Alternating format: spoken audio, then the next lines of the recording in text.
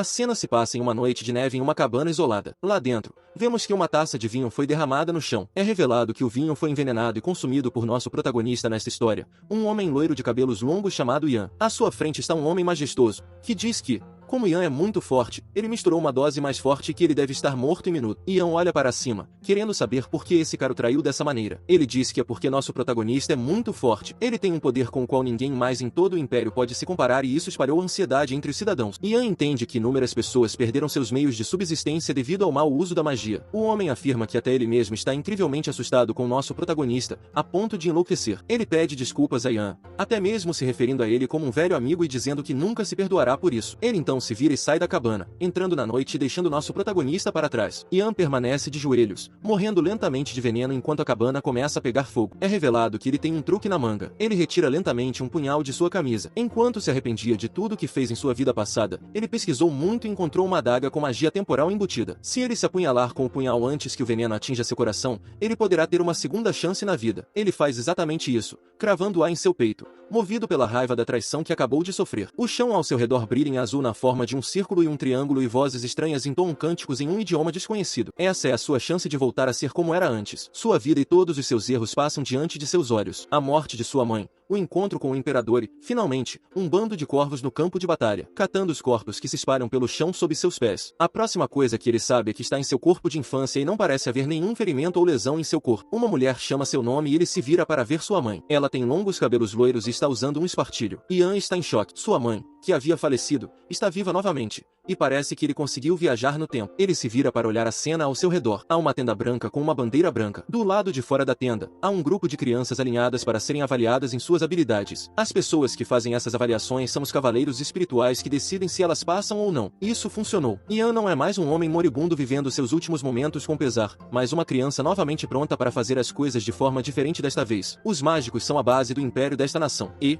para serem treinados, todas as crianças precisam fazer a avaliação da reação de mana quando completam 12 anos. A primeira parte é o cérebro de mana, que é responsável pela manifestação da magia, e a segunda parte é o coração de mana, que controla e gera magia. Aqueles que possuem esses dois talentos são admitidos na Academia Mágica e, após a formatura, são tratados como nobres. Ian voltou 30 anos no tempo, o que é mais do que ele esperava. Ele passou muito tempo pesquisando a adaga que usava e teve sorte de tê-la com ele no momento de sua morte. A razão pela qual ele estava tão interessado em voltar no tempo era porque queria limpar suas mãos do sangue que as manchava. Ele matou várias pessoas em sua antiga vida. Ele era leal ao imperador, que era seu amigo mais próximo, chamado Ragnar. Mas acontece que o imperador estava apenas usando e, no final, o descartou como lixo. Ian não vai deixar que sua vida termine sem sentido novamente. Ele diz a si mesmo que, desta vez, as coisas serão diferentes. Ele deixa sua mãe e começa a caminhar até os cavaleiros espirituais. Ele se aproxima de um dos guardas e se apresenta como Ian Page, da Vila Moglian. O guarda sorri e reconhece nosso protagonista como o filho de Vanessa. Ele permite que ele entre na tenda, mas diz para ele não fazer muitas perguntas ao mago que está lá dentro. Na tenda, vemos o mágico. Ele tem longos cabelos pretos e um rabo de cavalo. Ele diz a Ian para baixar um pouco a cabeça,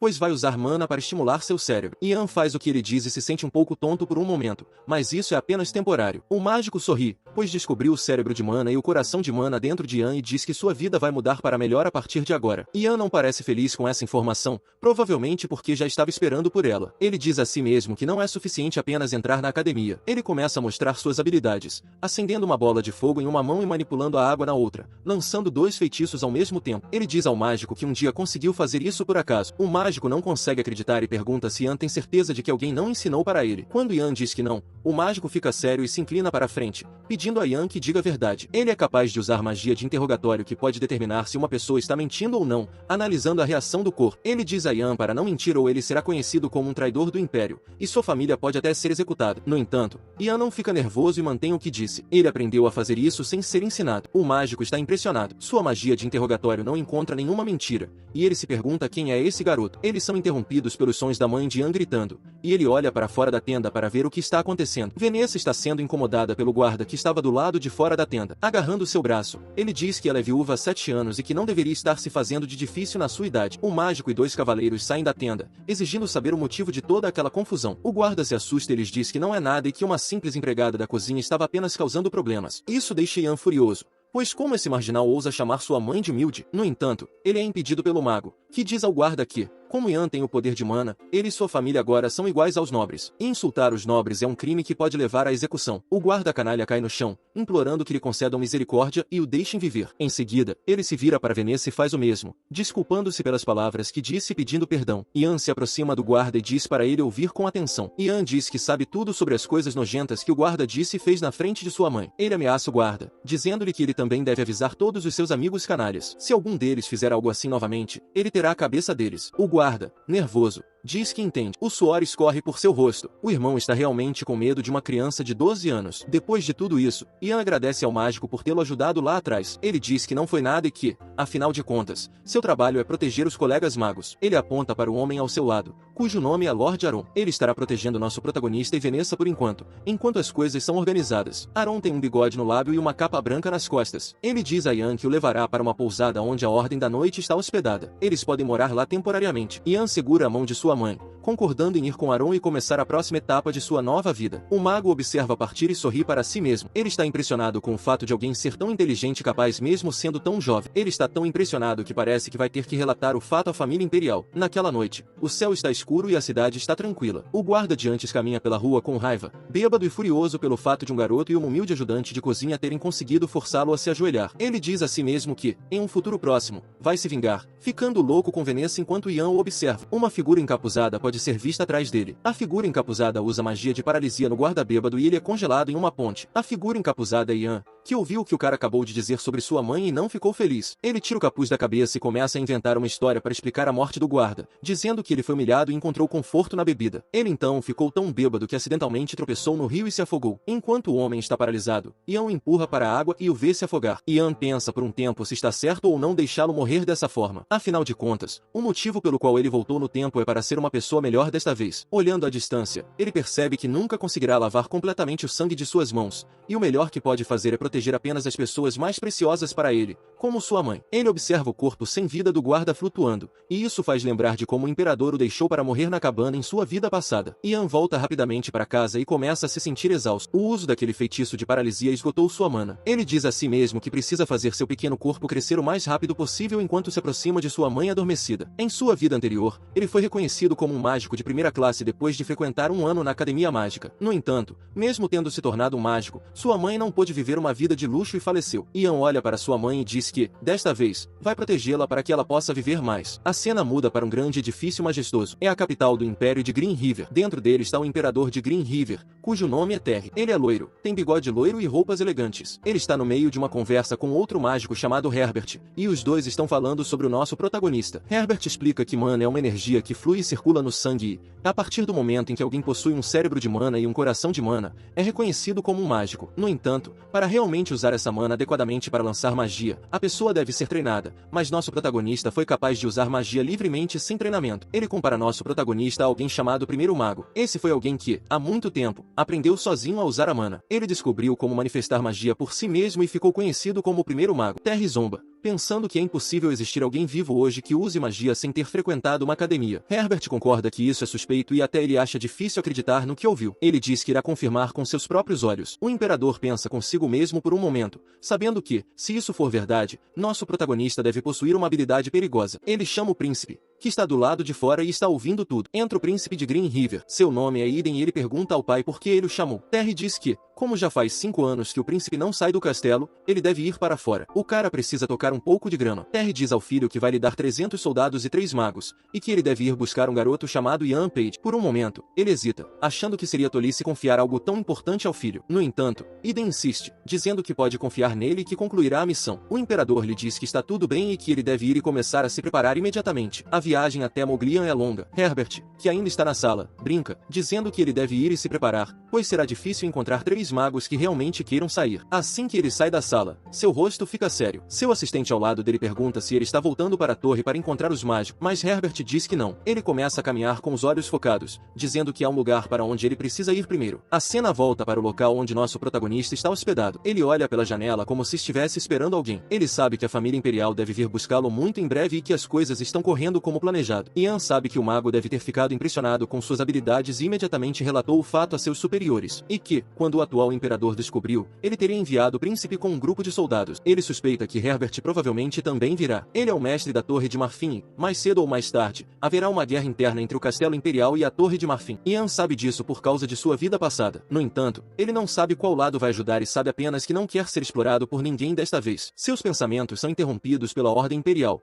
que chegou muito mais cedo do que ele esperava. Do lado de fora, ele é recebido pelo mágico de antes, que está segurando uma esfera mágica. Ele diz que o imperador emitiu uma ordem imperial. Ian segue os costumes e se ajoelha, colocando o punho sobre o peito. Uma mensagem do imperador aparece do globo mágico e o mago começa a lê-la em voz alta. Ela diz que o imperador ouviu falar das altas habilidades demonstradas por Ian Page. Como ele foi reconhecido como mágico neste império, seu nome será registrado no cadastro da Torre de Marfim. O imperador também convida Ian a visitá-lo no Castelo Imperial e está enviando seu filho mais velho para acompanhá-lo até lá. Depois que a mensagem é lida, Ian começa a se levantar. Ele é imediatamente saudado por um cavaleiro chamado Arnold, que informa ao nosso protagonista que ele e seus colegas cavaleiros receberam a honra de servi-lo e o acompanharão até o castelo do Lorde enquanto aguardam a chegada do príncipe. O senhor do território Moglian, Marcus, aguarda a chegada deles. Ele tem uma barba cheia e um casaco de pele. Ele olha para seus filhos, dizendo-lhes para terem cuidado com o que falam. Embora Ian seja jovem, ele ainda é um mágico, e o imperador está interessado nele. Portanto, Marcus quer deixar uma boa impressão. Ele estende os braços para o nosso protagonista, dando-lhe as boas-vindas ao seu castelo. Ian passa as semanas seguintes no castelo. Ele se torna um assunto quente e até mesmo as criadas começam a falar sobre ele. Elas ficam impressionadas com o fato de alguém tão jovem ser capaz de criar bolas de fogo com as próprias mãos. Vemos Ian no campo de treinamento, onde ele tem passado a maior parte do tempo. Ele pratica sua magia levantando a mão e invocando uma Frost Nova. Parece que ele também conseguiu um novo ajuste. Sua Frost Nova funcionou e ao redor dele agora há um monte de gelo e neve. No entanto, Ian não está feliz e acha que isso não é bom o suficiente. Se ele estivesse em seu outro corpo, seria capaz de congelar o castelo inteiro, e não apenas o campo de treinamento. Seus poderes são limitados e ele precisa de algo para compensar sua falta de mana. Alguém interrompe seu treinamento, correndo e sem fôlego, como se algo estivesse errado. O homem tem um monóculo e cabelos grisalhos. Ele pede ajuda de Ian dizendo que o Lorde Marcus desapareceu. Ele ainda não retornou depois de ter ido caçar goblins ontem. Seu filho e todos os cavaleiros que foram também não voltaram. Ian tenta se lembrar de sua vida anterior para descobrir onde eles poderiam estar, mas não tem certeza. Ele sabe que ainda não é hora de eles morrerem. Lorde Marcus morreu em uma data posterior, quando foi assassinado por um império inimigo logo antes de uma grande guerra. Seu filho abandonaria o território Moglian após a morte do pai para escapar da guerra e, mais tarde, seria decapitado por seus crimes. Cada território desse império tem seu próprio mágico estacionado. Ian diz ao homem para ir pedir ajuda ao mágico deles. No entanto,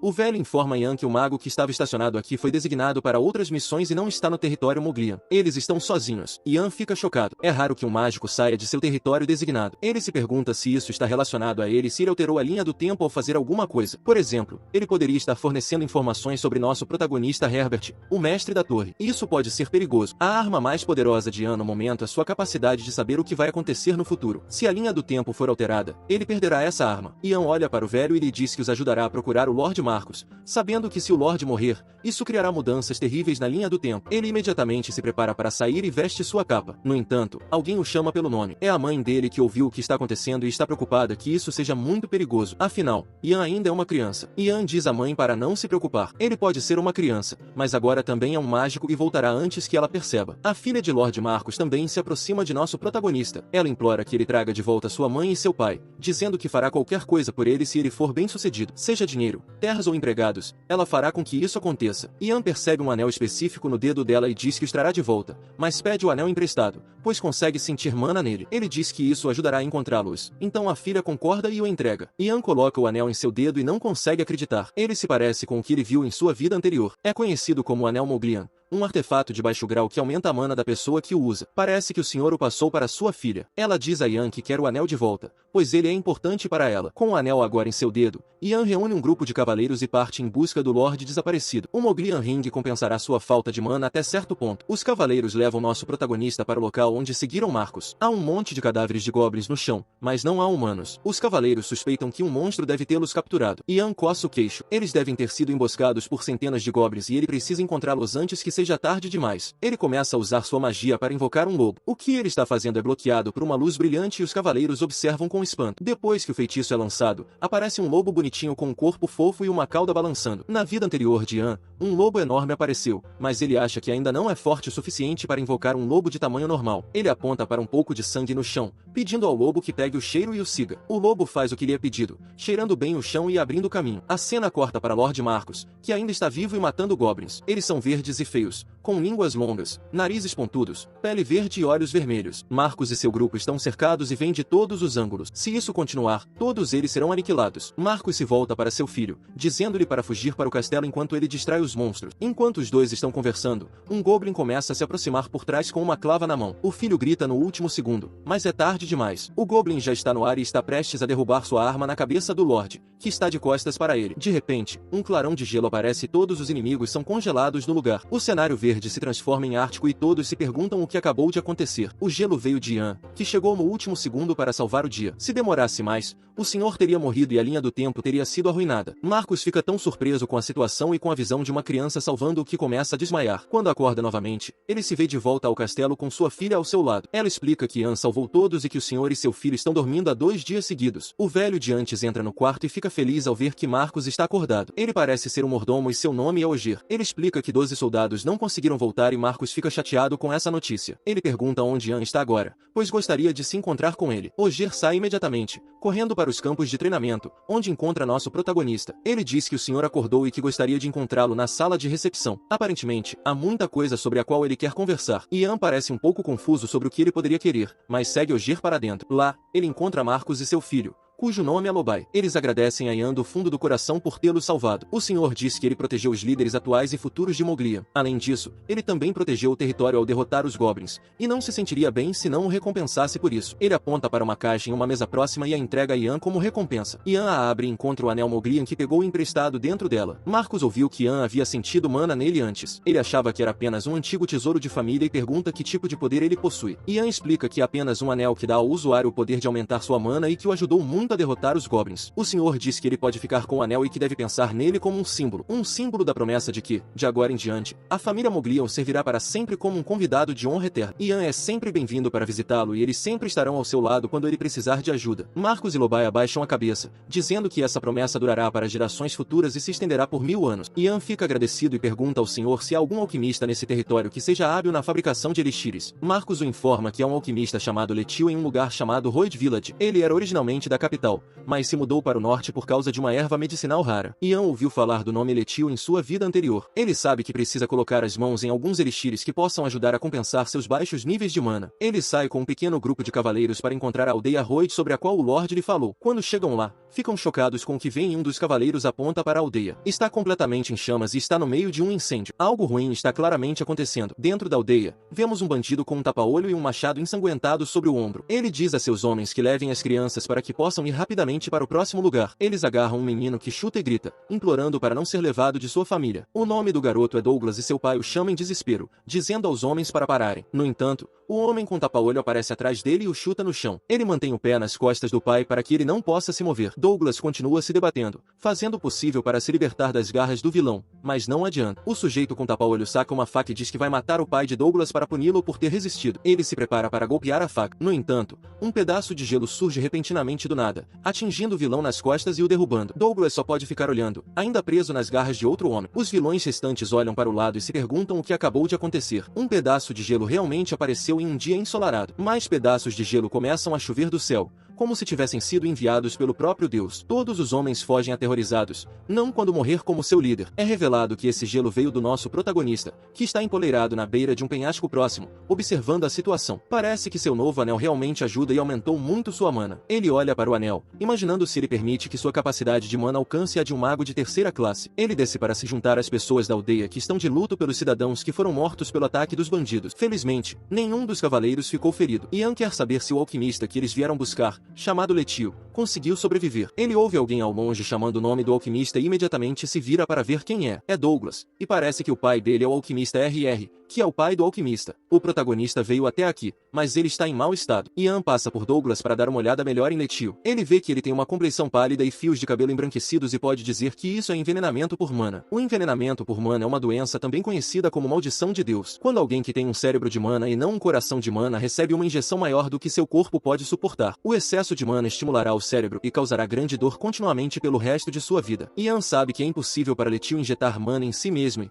portanto, esse deve ter sido o trabalho de um mago com mais intenções. Ele levanta a mão para a testa do alquimista e tenta aliviar um pouco a dor. Funciona e Ian se prepara para ir embora, vendo que não há mais nada que ele possa fazer. No entanto, o garoto Douglas o agarra e pergunta o que ele acabou de fazer e se seu pai vai ficar bem. Ian, infelizmente, explica que sua maldição não pode ser curada e que ele só proporcionou um alívio temporário. Eventualmente, ele voltará a sentir dor e terá de enfrentar uma decisão difícil. Ou ele encontra um mágico para continuar aliviando sua dor pelo resto da vida ou ele morre. Douglas parece desolado. Ele diz que precisa encontrar rapidamente uma flor especial para poder fazer um remédio para seu pai. Ele diz que essa flor pode ajudar a neutralizar a mana em seu corpo. Ele passa por Ian e se apressa para ir buscá-la. Nesse momento, Ian se lembra de onde ouviu o nome Douglas antes. Em sua vida passada, Douglas foi um dos alquimistas mais notáveis do Império. Embora tivesse tido uma infância difícil, ele era um gênio e acabou se tornando o assistente mais próximo do Imperador. No entanto, ele tinha um ódio profundo por mágicos depois que seu pai foi envenenado por um, e pode até ter sido o alquimista que ajudou a envenenar Ian em sua vida passada. Depois de perceber isso, Ian se vira e alcança Douglas. Ele o agarra e lhe diz que não pode ir sozinho para a floresta,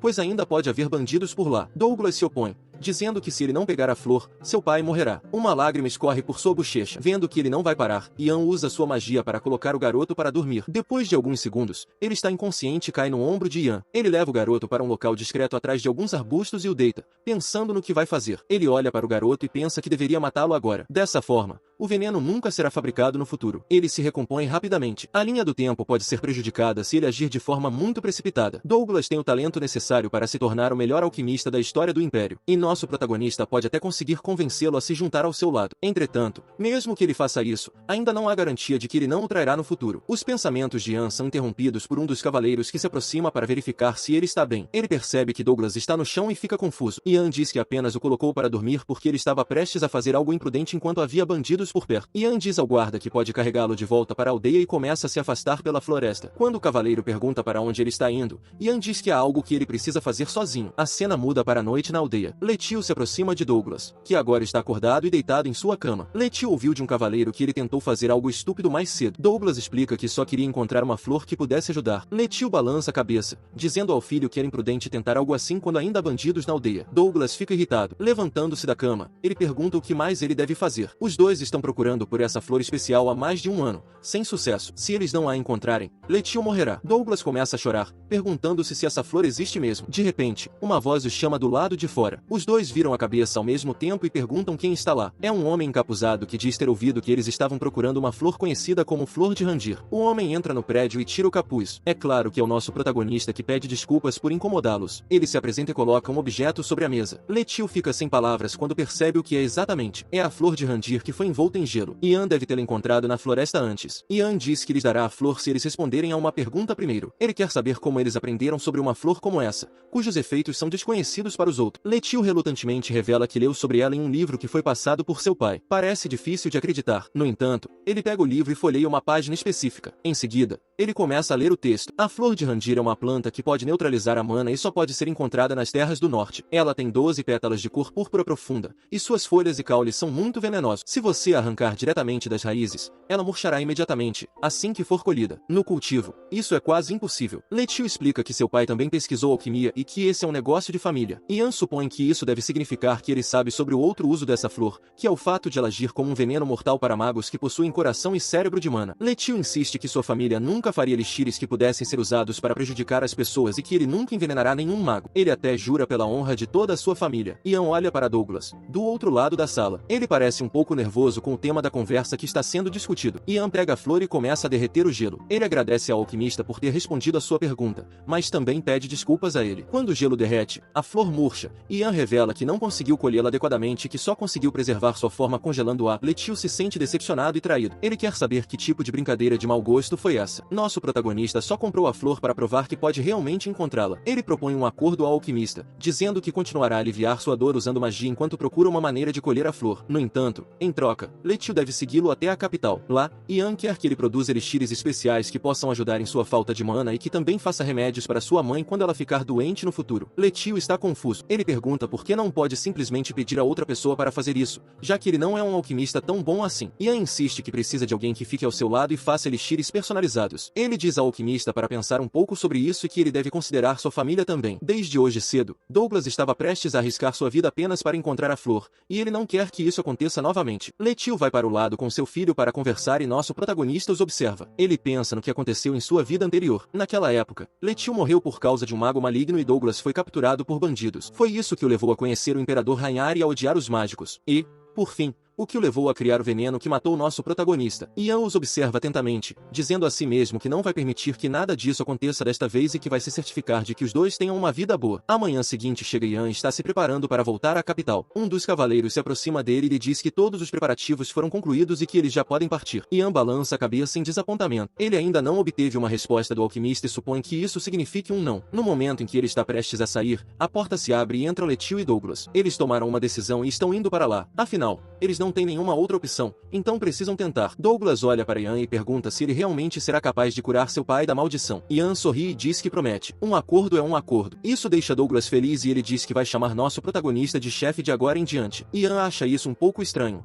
mas permite. Ele acha estranho ver Douglas tão alegre, já que quando conhecia ele era sempre tão mal-humorado. Um dos cavaleiros se manifesta, dizendo que eles devem voltar para o castelo do Lorde imediatamente. Ele acaba de receber a notícia de que o príncipe Iden atravessou o rio Gamas e chegará em breve. Ian fica surpreso ao saber que eles estão lá tão rapidamente que acabaram de entrar em contato com eles. Ele diz ao cavaleiro que precisará pegar seu cavalo emprestado se quiser voltar a tempo. Ele se aproxima do poderoso corcel e usa sua magia para domá-lo, pedindo que ele o leve de volta ao castelo o mais rápido possível. O cavalo se abaixa até o chão, permitindo que Ian suba na sela. Uma vez montado, ele se volta para o alquimista e para os outros, dizendo-lhes que não tenham pressa e que ele irá na frente. Ele se prepara para cavalgar em direção à distância. Cortamos para o príncipe que está viajando em uma carruagem branca cercada por soldados. Dentro da carruagem, o príncipe Iden parece estar pensando profundamente em algo. Ele se lembra de uma conversa que teve com seu pai antes de partir. Seu pai lhe disse que um dos outros príncipes começou a se aproximar do mestre da torre, Herbert. O mestre da torre tem muita influência e o lado dele é muito importante. Ele diz que, no momento, Herbert está mais a favor de que o quinto príncipe assuma a coroa. Seu nome é Rhaenyra. O imperador diz a Aiden que, se ele não quiser perder sua posição para seu irmão, é melhor não estragar tudo. Ele precisa que ele faça o possível para que Ian fique do lado deles. Aiden se lembra dessa conversa enquanto está na carruagem e isso deixa estressado. Ele está irritado com o fato de os magos da Ivory Tower não apoiarem sua reivindicação ao trono. Em vez disso, querem que seu irmão Rhaenyra assuma seu lugar. Ele pensa consigo mesmo sobre o que fará quando finalmente se tornar imperador. Ele diz que vai se livrar de todos os mágicos irritantes da Ivory Tower junto com o mestre da torre, Herbert. Também é revelado que o príncipe Iden não disse ao Lord Marcos que viria até 2 dias antes de sua chegada. De propósito, ele sorri para si mesmo, imaginando como o grande Lord Moglian vai se preparar para sua chegada com apenas 2 dias de antecedência. Esse cara parece ser uma pessoa terrível, vou ser sincero. Atualmente, no castelo de Lord Marcos, há muito pânico e correria. Marcos dá ordens às suas criadas para que se certifiquem de que não haja nenhum grão de poeira em lugar algum. Tudo precisa estar perfeito para o príncipe. Ele não fazia ideia de que eles chegariam tão cedo e quase não teve tempo de se preparar. O mordomo Ogier se aproxima, informando de que a maior parte do grupo já chegou e que o príncipe não ficará muito atrás. No entanto, eles ainda não conseguiram localizar nosso protagonista e parece que ele não chegará a tempo. Marcos fica cabisbaixo, sabendo que terá de cumprimentar o príncipe sem Ian, que é o motivo pelo qual ele está vindo. Não demora muito para a carruagem de Aiden chegar, conduzida por vários cavalos e cavaleiros. Ele sai como se estivesse prestes a desfilar no tapete vermelho,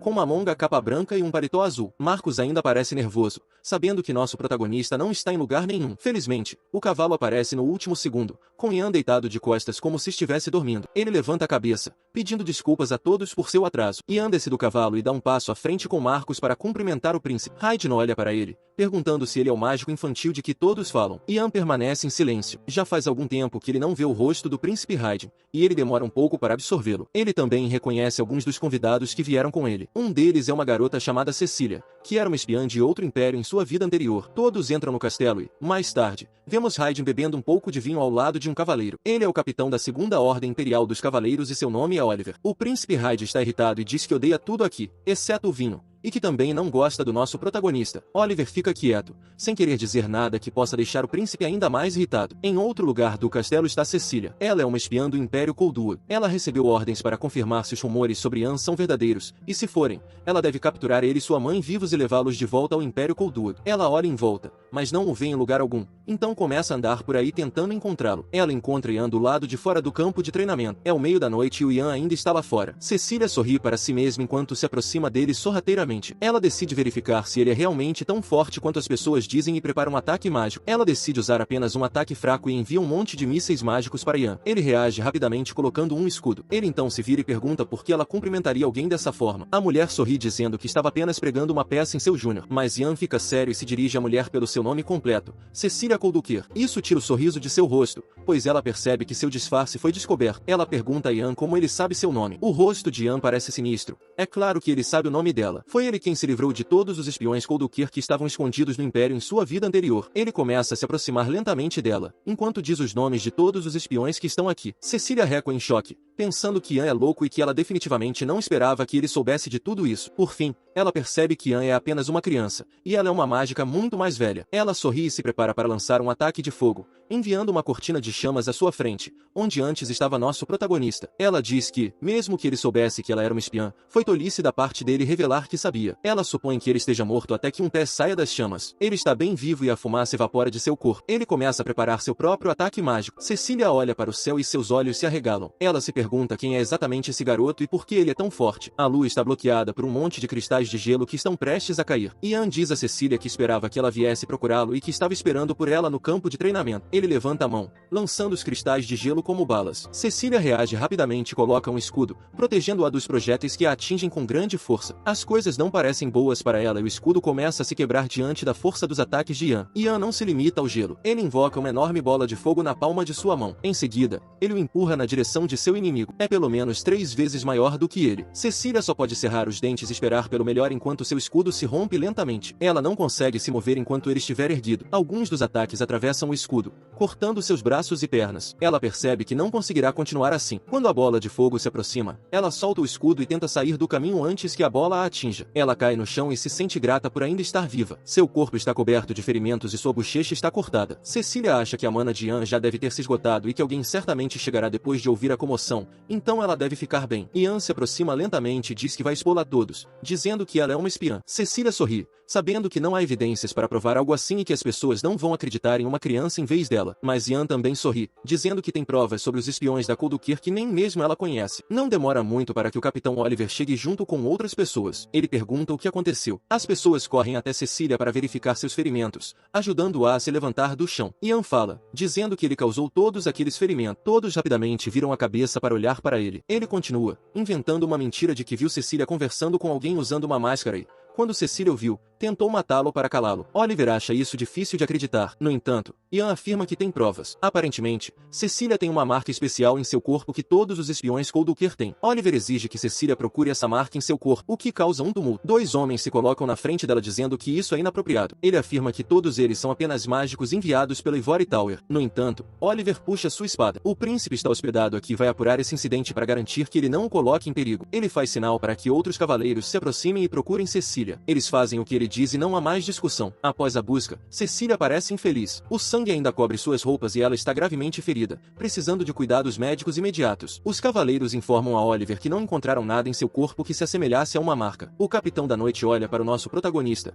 quando saber se ele estava mentindo. Ian lhe garante que não estava. Ele se aproxima de Cecília e coloca a mão em suas costas. Ele lança um feitiço mágico e uma luz azul sai da ponta de seus dedos. Cecília parece preocupada e pergunta o que ele está fazendo. De repente, a marca de que ele estava falando aparece na parte de trás do pescoço dela. É um círculo com um triângulo no centro e símbolos estranhos. Cecília nem sabia que tinha isso e Ian sorri para si mesmo. Os Coldwood são enviados para institutos de treinamento com uma marca em seu corpo desde que são bebês. Nem eles mesmos sabem dessa informação. Ian descobriu isso em sua vida anterior depois de interrogar um administrador. Oliver e os outros ficam chocados, mas não fazem ideia do que a marca significa e nunca a viram antes. Com base na situação atual, ele acha que seria melhor tratar os ferimentos de Cecília primeiro e interrogá-la depois. Ele se volta para os outros 2 magos, dizendo-lhes para preparar uma prisão de mana para impedir que ela escape por enquanto. Em seguida, ele se volta para Ian com uma expressão séria. As estrelas brilham no céu noturno atrás dele e sua espada brilha em sua bainha. Se tudo o que Ian disse hoje for verdade, então Oliver diz que terá de relatar o fato a sua majestade imediatamente. É exatamente isso que ele faz. Ele vai direto ao príncipe Eden e conta como nosso protagonista conseguiu derrotar Cecília, uma maga de terceira classe. Eden fica impressionado e não achava que a criança fosse tão forte. Ele pergunta a Oliver qual é a opinião dele sobre Ian. Oliver afirma que parece que os rumores sobre sua habilidade são verdadeiros. Entretanto, a maneira como ele fala e se comporta é incomum para uma criança. O príncipe quer conhecer e conversar com o garoto para que possa descobrir por si mesmo. Não demorou muito para que Oliver pegasse Ian e o levasse para a sala. Ian abaixa a cabeça e cumprimenta o príncipe com respeito. Com base no que Eden ouviu, nosso protagonista descobriu que um dos magos enviados pela Torre de Marfim era um espião de Koldua. Como Ian expôs a espiã e a derrotou em batalha, Eden diz que ele contribuiu muito para o Império e que gostaria de recompensá-lo. Ele quer saber se há algo específico que Ian deseja. Ian fica desconfiado, pensando que o príncipe deve estar perguntando o que ele quer para descobrir o que ele está fazendo. Ian olha para cima e diz que, se o príncipe concordar, ele gostaria de visitar o local da antiga Torre de Marfim a caminho do Castelo Imperial. Eden fica perplexo, perguntando-se por que esse garoto quer visitar o antigo local abandonado da Torre de Marfim como recompensa. Não há nada para ver lá. No entanto, ele acaba concordando quando Ian diz que é um lugar do qual ele só ouviu falar e que sempre quis visitar. Ian sorri presunçosamente para si mesmo. Parece que ele vai conseguir isso muito mais cedo do que imaginava. No porão mais profundo do local da antiga Torre de Marfim,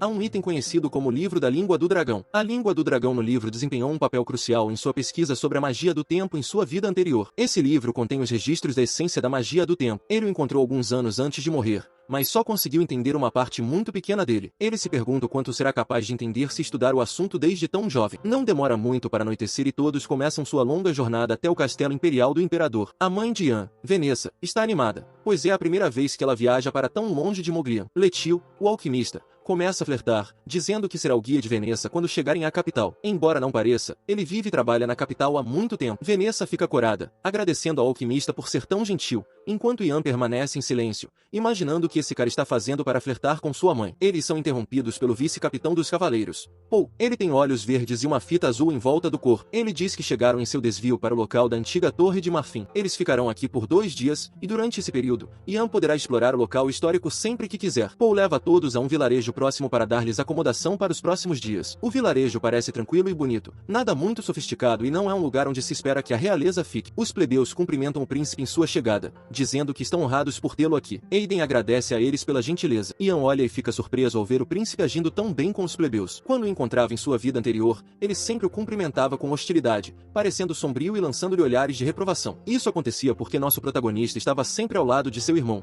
o príncipe Ragnar, que ele sabia estar tentando tomar sua futura posição como imperador. Agora, nesta vida, Eden pode ser visto sorrindo alegremente, conversando com pessoas comuns, que não são nobres ou da realeza. Uma parte de Ian começa a entender por que o atual imperador gosta tanto dele. Uma voz chama o nome de Ian. É Douglas, que quer saber quando Ian planeja ir à antiga Torre de Marfim, pois ele também gostaria de ir junto. Ian suspira, sabendo que provavelmente não conseguirá encontrar o livro no porão com Douglas ao seu lado. No entanto, ele não consegue dizer não e concorda. Os olhos de Douglas se arregalam. Ele está super animado para entrar. Seus pais os observam à distância. Eles ficam felizes em ver que seus filhos estão se dando bem. Letio se volta para Vanessa, perguntando se o nosso protagonista sempre foi tão maduro. Ele não age como as outras crianças de 12 anos. Vanessa revela que ele amadureceu cedo. Ele se lembra muito do falecido marido dela e é muito atencioso e cuidadoso, mesmo que não diga isso. Vanessa pode vê-lo tentando suprir a ausência de seu pai e da família. Seu pai não era um mágico como ele era Pran. Antes mesmo de Ian nascer, ele foi trabalhar um dia, como de costume, e de repente desapareceu. O irmão realmente foi buscar o leite antes mesmo de seu filho sair do útero. Ele deixou um monte de itens para eles, que só receberam 5 anos depois de seu desaparecimento. Ainda olhando para o filho, Vanessa começa a se esforçar para dizer as palavras. Ela notou que recentemente Ian parece diferente. Letio fica preocupado e tenta confortá-la. No entanto, Vanessa apenas diz que provavelmente não é nada. Eles se preparam para dormir à noite, pois amanhã será um dia agitado. Em sua vida anterior, Ian viajava seguindo o vento e as estrelas. A guerra de unificação havia terminado e ele havia deixado a Torre de Marfim e o lado do imperador. Ele passava seus dias viajando sem ter um destino em mente. Foi assim que se deparou com a antiga Torre de Marfim e com o livro no porão. Ele se pergunta se foi pura coincidência ou se havia algo ali que o estava chamando. Aqui está ele no mesmo lugar, mas em seu corpo infantil. Parece exatamente como era em sua vida anterior. Há 300 anos, ocorreu aqui uma guerra entre os magos da Torre de Marfim e os descendentes do dragão. Os descendentes do dragão eram conhecidos como dragonianos. Seu esquadrão de gárgulas e sua poderosa magia negra eram fortes, e parecia que eles iriam derrotar o império. Um mago mago habilidoso e príncipe do Império na época, chamado Mitchell, liderou a Torre de Marfim. Eles suprimiram ativamente os dragonianos e aniquilaram os gárgulas, protegendo a paz dentro do Império. Após a guerra, Mitchell se recusou a se tornar imperador e, em vez disso, tornou-se o mestre da Torre de Marfim. Ele construiu uma nova torre na capital atual e a antiga foi abandonada. Já faz muito tempo que as pessoas não se preocupam em pisar nesse lugar e ele está em ruínas. Ian caminha pelos escombros em busca de um ponto específico do qual se lembra de sua vida anterior. Quando o encontra,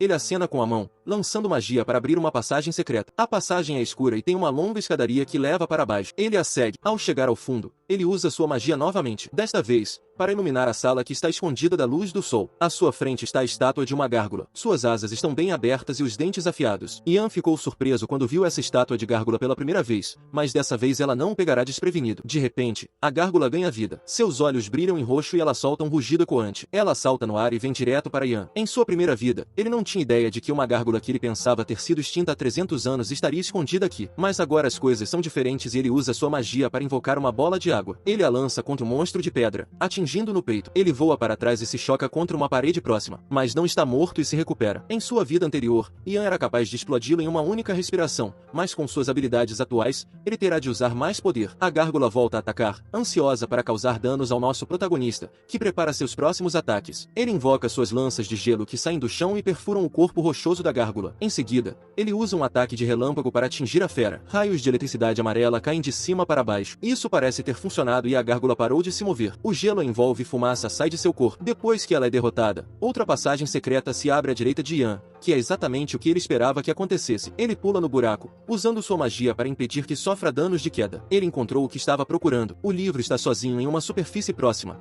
com uma luz brilhando sobre ele. Ian chegou ao livro da língua do grande dragão mais cedo do que esperava. Ele não faz ideia de quem o colocou aqui. Se foram os dragões ou o primeiro mago, não importa, porque agora é dele. Ele segura o livro em sua mão. Está escrito na língua do dragão, que é um idioma desconhecido que ele não conseguiu decifrar completamente em sua vida anterior. Se ele pudesse entendê-la nesta vida, então não haveria limite para seu poder. Ian fica chocado. Porém, quando abre o livro e descobre que todas as páginas estão vazias, ele começa a folhear o livro freneticamente, perguntando-se o que poderia ter acontecido. Ele percebe que as páginas provavelmente estão vazias porque ele já usou o livro em sua vida anterior. Usá-lo para voltar no tempo provavelmente apagou tudo. Ian fecha o livro com decepção. No entanto, ele ainda se lembra de algumas das magias que estavam escritas no livro e tenta recitá-las. Para sua surpresa, ele não consegue fazer com que sua voz saia. A língua do dragão não é um idioma que as pessoas possam simplesmente falar. É um idioma que está enraizado na magia e requer magia forte para ser falado. Ian olha para o livro em um pensamento profundo. Isso significa que ele não poderá usar a magia do tempo nesse livro novamente, o que significa que ele não poderá voltar ao passado novamente. Ele achava que poderia continuar voltando várias vezes e tentando novamente, mas esse não é o caso. A segunda vida que lhe foi dada tornou-se, de repente, muito mais importante e ele precisa levá-la a sério. Alguns dias se passaram e Ian completou sua jornada até a capital para encontrar o imperador. Ele olha pela janela de sua carruagem e vê a cena ao seu redor. Prédios altos feitos de pedra e um grupo de cidadãos que parecem felizes. Ele olha para outra carruagem com a qual está viajando e, na parte de trás, há uma gaiola. Dentro dessa gaiola está Cecília. Ian sabe que precisa se certificar de que ela não escape. Caso contrário,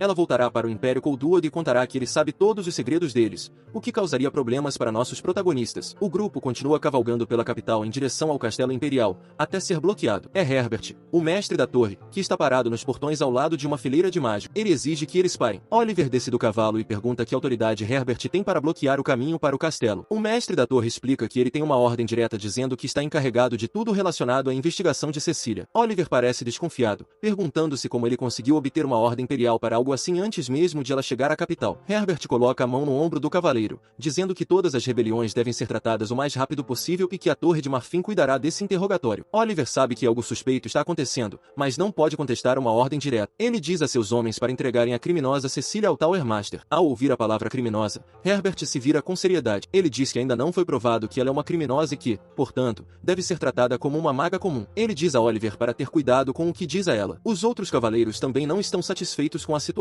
Eles trabalharam duro para capturar Cecília e os mágicos da Torre de Marfim vão simplesmente levá-la embora. Ian olha e entende o que está acontecendo. Ele sabe que a Torre de Marfim não está tentando protegê-la só porque ela é uma mágica. Eles simplesmente não querem que os cavaleiros interroguem um dos seus. Ele sabe que Herbert provavelmente prenderá Cecília na prisão mais profunda, e será quase impossível para ela escapar daquele lugar. Ele olha para fora da carruagem com sua mãe, sem se incomodar nem um pouco com o fato de Cecília estar sendo levada. Alguém se aproxima do nosso protagonista, dizendo que ele precisa visitar mais um lugar antes de ir para o Palácio Imperial. Eles vão até lá e encontram uma grande mansão real, com uma fonte de água no centro. Yan reconhece a mansão. Em sua vida anterior, ela foi presenteada a ele pelo quinto príncipe Raynar. Desta vez, é o príncipe Hyde que a está entregando. Ele diz a Yan que o imperador tomou providências especiais para lhe dar a mansão durante sua estada. Yan fica grato. Ele abaixa a cabeça e agradece a sua alteza por sua generosidade. Ele só conseguiu a mansão aos 26 anos em sua vida anterior, mas aqui está ele como uma criança. Hyde diz a Yan que sua família pode ficar aqui com ele por enquanto, mas agora os dois devem ir ao Palácio Imperial para ver o imperador. Yan entende, mas pergunta se pode mostrar a nova mansão à sua mãe primeiro. Hyde aceita e Yan leva sua mãe para dentro. Ela fica atônita com tudo que vê. É tudo tão caro e brilhante. Ela fica ainda mais atônita quando Yan lhe diz que esse será um novo lar deles. Não importa o quão bom mágico ele tenha sido em sua vida anterior,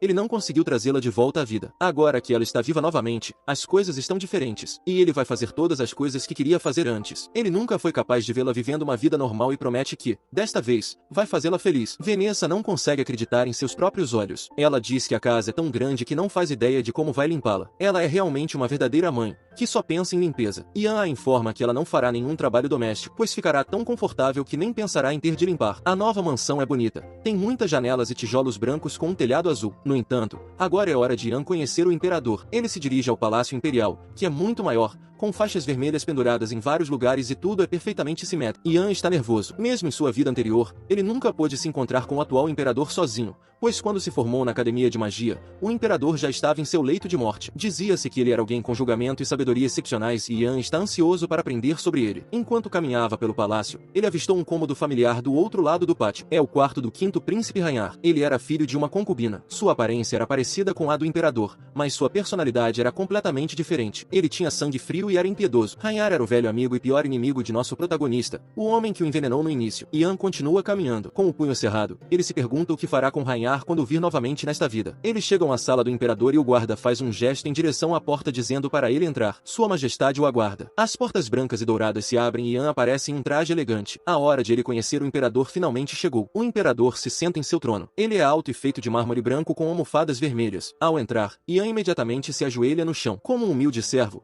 ele deseja ao imperador saúde e paz. O imperador Terry lhe diz para não se esforçar tanto e se levantar. Yan conseguiu muito em tão pouco tempo e não há necessidade de usar boas maneiras. Yan faz o que ele diz, lembrando-se de que o príncipe Raynar lhe disse a mesma coisa em sua vida anterior, quando se conheceram. Ao lado de Terry está seu filho, o príncipe Iden, que acena e sorri, perguntando se o protagonista gosta de sua nova mansão. Ele sabe, é mais luxuoso do que ele jamais poderia ter imaginado. O suor escorre por seu rosto, pois ele ainda está nervoso na presença da realeza. Terry pergunta se Yan sabe o motivo pelo qual ele o trouxe para cá e o motivo pelo qual ele foi presenteado com uma mansão assim que chegou. Yan não sabe o que dizer. Ele deve ser mais direto e dizer o que pensa ou se conter e ser respeitoso. Ele se lembra de que o príncipe Raynar gostava de pessoas honestas e diretas, e há uma grande chance de que o imperador seja igual. No entanto, ele acaba decidindo que é muito cedo para agir com tanta confiança. Por enquanto, deve continuar agindo como uma criança de 12 anos. Ele responde à pergunta do imperador, dizendo que acha que ele o comprou porque ele é um pouco talentoso. Terry cruza os braços e pergunta se Yan realmente acha que ele teve todo esse trabalho só porque suas habilidades mágicas são incomuns. Hayden diz ao pai para ser mais paciente. Yan é apenas uma criança que não entende muito de política. Terry suspira. É verdade que ele chamou nosso protagonista para cá porque tinha grande apreço por seus talentos, e ele foi de grande ajuda para o Império na captura do espião. O imperador se senta em seu trono e diz que Yan deve ser recompensado por suas conquistas, independentemente de sua idade,